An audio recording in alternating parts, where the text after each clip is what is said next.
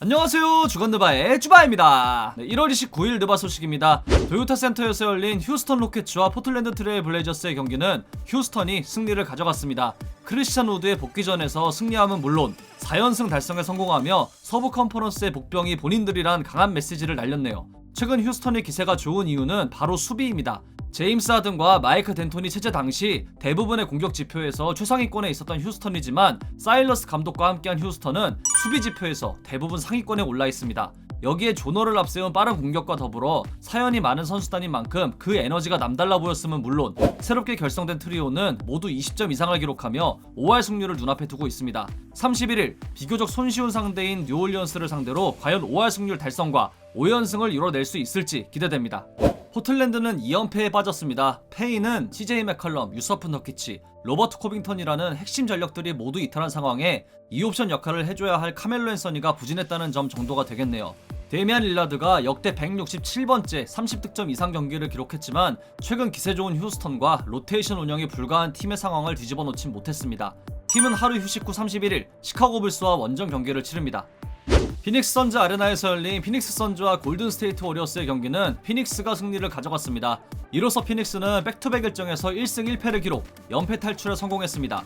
주전 전원을 포함해 총 7명의 선수가 두 자릿수 득점을 올리며 손쉽게 승리를 가져갔죠. 데빈 부커가 결장했지만 능수능란한 경기 조립의 대가 크리스 폴과 벤치 대결 구간 완승을 이끈 프랭크 카민스키, 여기에 리그 최고의 윙디펜더 자리를 노리는 미카엘 브리지스까지 골든스테이트 공격 코트에 숨통을 조이며 단 93실점만을 허용했습니다.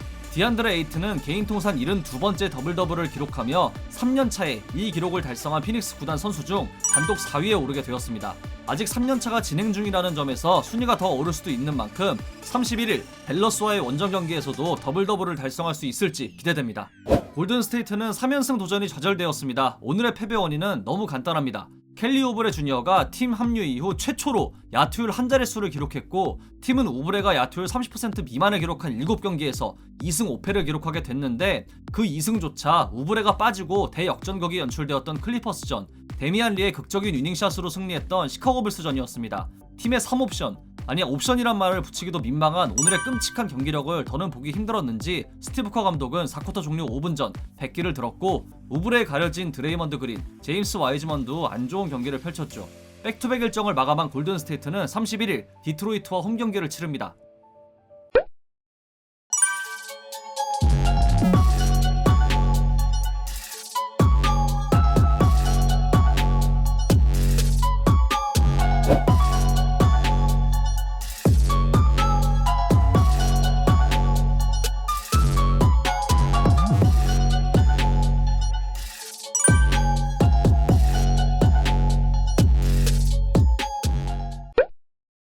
이번 시즌은 3월 중순부터 휴식 기간을 가질 예정이죠. NBA는 이는 그대로 가되 지금까지 연기된 22경기로 인해 스케줄을 재조정할 거라고 합니다. ESPN의 팀 본템프스에 따르면 시즌 후반으로 예정되었던 포틀랜드와 워싱턴의 경기를 현지 시각 기준 2월 2일로, 2월 7일 예정되었던 포틀랜드와 샬럿의 경기는 시즌 후반으로 미루었다고 하네요. 지금까지 총 12경기가 연기된 워싱턴과 멤피스의 경우가 아마 가장 많은 스케줄 변동이 있을 만큼 3월 이후 스케줄이 궁금해지네요. 샌안토니오 스퍼스의 그렉 포포비치 감독이 바이러스 백신 접종을 마쳤다고 합니다. 포포비치는 과학적으로 생각할 필요 없고 모두가 궤도에 다시 올 수 있도록 하는 것이 옳은 일이라며 기회가 있을 때 백신 접종을 받도록 권장했습니다. 현지 시각으로 오늘 생일인 포포비치 감독은 비디오를 통해 이를 공개했는데요. 부디 백신이 안정적이라는 게 증명되고 하루빨리 이 시국이 사라지면 좋겠습니다.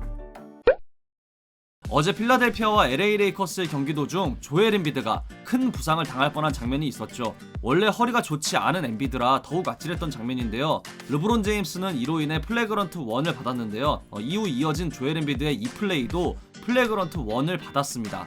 경기 후 엠비드는 USA 투데이 스포츠의 카이 칼린을 통해 자신이 당한 파울은 매우 위험한 파울이었고 파울을 범한 게 자신이었다면 장담컨대 아마 퇴장당했을 거라고 밝혔습니다. 자신이 받은 플래그런트 1 파울에 대해선 접촉이 있었을 수는 있지만 팔꿈치를 사용하지 않았고 자신이 당한 파울과 비교한다면 플래그런트 파울이 아니라고 주장하며 르브론이 플래그런트 2 파울로 퇴장당했어야 한다고 강하게 어필했습니다. 파울콜에 대한 논란은 경기마다 끊이질 않죠. 플래그런트 파울은 선수와의 불필요한 접촉에서 시작되고 1과 2를 나누는 기준은 얼마나 과도했느냐가 되는데요. 이 모든 건 파울 발생 후 리플레이를 통해 심판의 재량에 의해 판단되는 거라 언제나 100% 깔끔한 판정이 나오기 쉽지 않지만 어제 저 장면에서 심판이 보기엔 원을 주는 게 적당했나 봅니다. 한바탕 불꽃이 튄 상태라 두 팀의 다음 경기가 너무 기대되고 이후 경기는 뛰었지만 엔비디의 허리에 큰 문제가 없길 바랍니다. 앞서 언급한 파울 내용을 제외하고 어제 경기는 정말 명승부였죠. 비록 졌지만 앤서니 데이비스는 여전히 자신감이 넘친다고 합니다. 레이커스 쪽 기자인 라이언 와드에 따르면 만약 레이커스가 필라델피아를 파이널에서 만난다면 이길 수 있다고 밝혔습니다. 실제로 가능성이 존재하는 만큼 파이널도 파이널이지만 두 팀의 다음 경기는 그야말로 전쟁터가 될 것 같네요. 2001년 파이널 당시 코비와 아이버슨이 펼친 신경전처럼 오랜 명문인 두 팀의 이런 신경전은 너무 반갑습니다. 브래들리 빌은 평균 35.4득점을 올리며 NBA 득점 1위에 올라있는 선수이지만 팀은 리그 최하위 승률을 기록 중이며 이럴수록 빌의 트레이드 루머는 계속 나오고 있죠.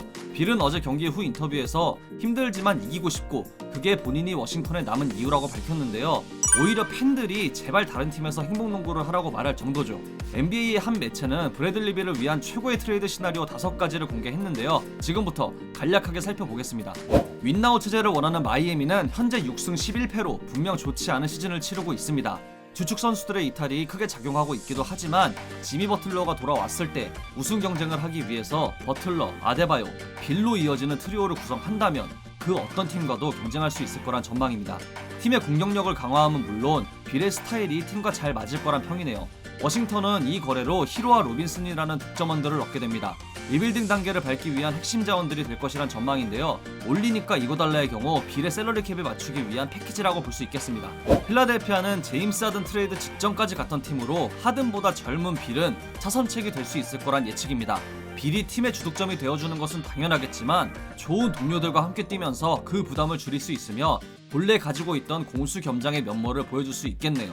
여러모로 가장 좋은 선택이 될 거란 예측이며 워싱턴의 경우 올해의 수비수 레벨의 올스타 벤 시몬스와 공격에 특출난 점도 유망한 신인 타이리스 맥시를 영입하면서 밸런스를 맞출 수 있고 1라운드 지명권 역시 가치가 있다는 평입니다.